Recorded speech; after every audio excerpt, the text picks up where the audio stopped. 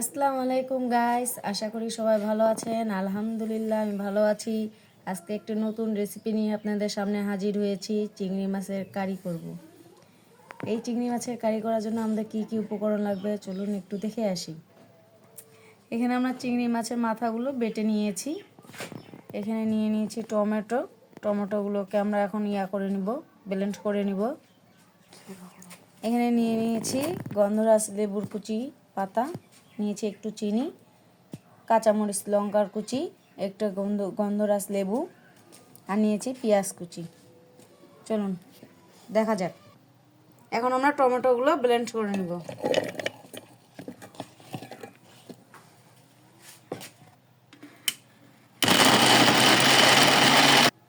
আমাদের tomato paste হয়ে গেছে, এখন আমরা এটা নামিয়ে নিব। এখন আমরা পেঁয়াজগুলো ভেজে নিব।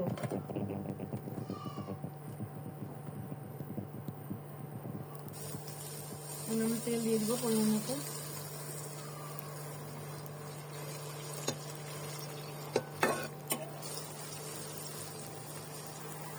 পেঁয়াজটা দেখুন আমাদের হয়ে আসতেছে, আর একটু লাল লাল হবে।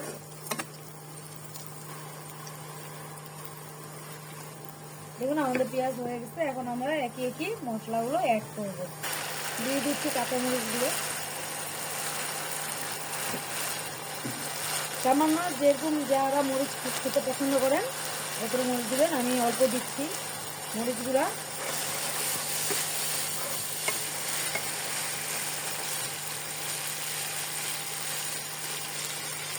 পরিমাণ মতন লবণ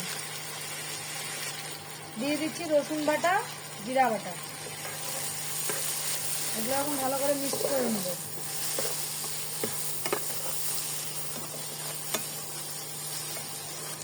অল্প একটু পানি দিয়ে দিব, মশলাটাকে ভালো করে কষিয়ে নিব।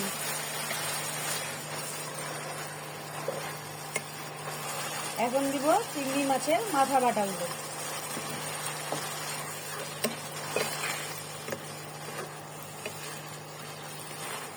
এখন আমি দিয়ে দিব লেবুর রস।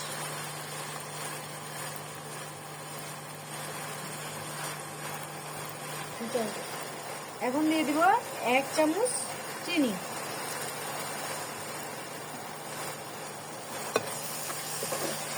ভালো করে মশলাটা এখন কষিয়ে নিব।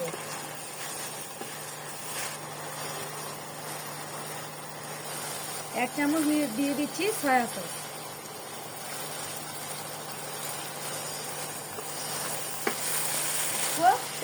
এখন দিয়ে দিব টমেটো পেস্ট, টমেটো দিয়ে।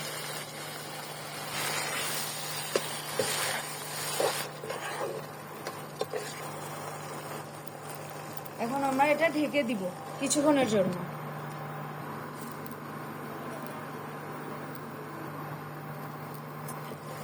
দেখুন আমাদের মশলায় অনেক সুন্দর তেল বের হয়ে গেছে, মশলাটা আমাদের কষানো হয়ে গেছে, অনেক সুন্দর সেন্ট বের হয়েছে মাশাআল্লাহ।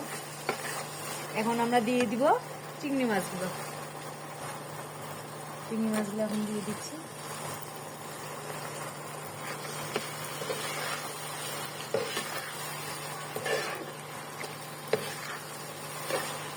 সুন্দর করে মিক্সড করে নিব। এখন দিয়ে দিব গন্ধরাজ লেবুর পাতাগুলো। এখন আমি সামান্য একটু পানি দিয়ে দিব।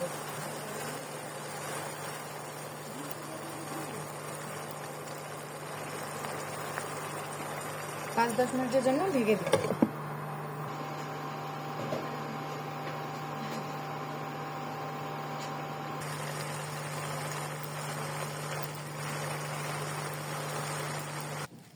আমাদের রান্না একদম কমপ্লিট। দেখুন কত সুন্দর হয়েছে খেতে। বাসায় অবশ্যই ট্রাই করবেন রান্নাটা, আর আমাকে কমেন্টে জানাবেন রান্নাটা কেমন লাগলো।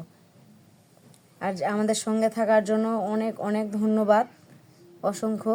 আর যারা আমাদের চ্যানেলে নতুন, সাবস্ক্রাইব এখনও করেনি, সাবস্ক্রাইব করবেন। রান্নাটা ভালো লাগলে অবশ্যই একটা লাইক দিয়ে দিবেন আর সঙ্গে থাকবেন। দেখা হবে নেক্সট কোনো ভিডিওতে। ততক্ষণের জন্য খোদা হাফেজ।